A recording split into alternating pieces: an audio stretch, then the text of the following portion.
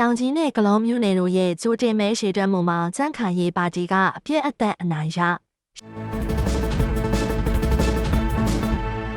ရှမ်းပြည်နယ်တောင်ပိုင်းတောင်ကြီးမြို့နယ်နဲ့ကလောမြို့နယ်တို့မှာပြီးခဲ့တဲ့ဒီဇင်ဘာလ26ရက်နေ့ကကြိုတင်မဲတွေရှေ့တွက်ခဲ့ရမှာကြန့်ခိုင်ရေးပါတီကမဲထောင်ချီနဲ့အပြည့်အသက်နိုင်ရရှိခဲ့တယ်လို့ရွေးကောက်ပွဲကော်မရှင်ထုတ်ပြန်ချက်တွေအရသိရပါတယ်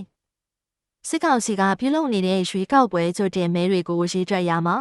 တောင်ကြီးမြို့နယ်မှာပြည်သူ့လွှတ်တော်နေရာအတွက်ကြန့်ခိုင်ရေးက2344မဲ၊ကြားဖြူက17မဲ၊ PNO ပြည်သူ့စစ်က14မဲနဲ့ပြည်သူ့ပါတီက4မဲ၊အမျိုးသားလွှတ်တော်နေရာအတွက်တော့ကြန့်ခိုင်ရေးက1336မဲ၊ကြားဖြူက17မဲ၊ PNO ပြည်သူ့စစ်က33မဲနဲ့ပြည်သူ့ပါတီက4မဲ၊ပြည်နယ်လွှတ်တော်နေရာအတွက်ကြန့်ခိုင်ရေးက2320မဲ၊ကြားဖြူက17မဲ၊ PNO ပြည်သူ့စစ်က14မဲနဲ့ပြည်သူ့ပါတီ6မဲအသီးသီးရရှိခဲ့တယ်လို့သိရပါတယ်။အလားတူပဲကလောမြို့နယ်အတွက်ကြိုတင်မဲတွေရှိတွက်တဲ့အချိန်မှာတော့ပြည်သူ့လွှတ်တော်နေရာအတွက်ကြန့်ခိုင်ရေးက2088မဲ၊ကြားဖြူက10မဲ၊ PNO ပြည်သူ့စစ်အတွက်က19မဲ၊ PPP က4မဲ၊တောင်တူလေသမားဖွံ့ဖြိုးတိုးတက်ရေးပါတီက9မဲ၊အမျိုးသားလွှတ်တော်နေရာအတွက်ကြန့်ခိုင်ရေးက2088မဲ၊ဓနုက16မဲ၊ကြားဖြူက4မဲ၊ PNO ပြည်သူ့စစ်က12မဲနဲ့ပြည်သူ့ပါတီက4မဲရရှိခဲ့ပြီးပြည်နယ်လွှတ်တော်နေရာအတွက်ကိုတော့ကြန့်ခိုင်ရေးက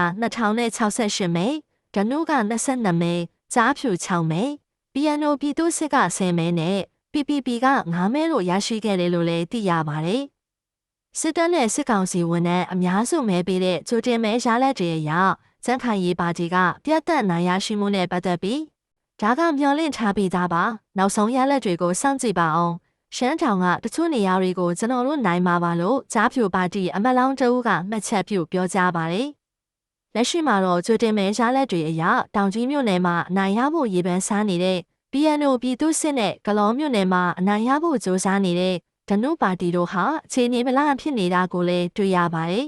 အပိုင်း၃ပိုင်းခွဲပြီးကျင်းပမဲ့စစ်ကောင်စီရဲ့ရွေးကောက်ပွဲပထမပိုင်းအတွက်မနက်ဖြန်ဒီဇင်ဘာလ28ရက်နေ့မှာစတင်ပြီးတော့မဲပေးရမှာလည်းဖြစ်ပါတယ်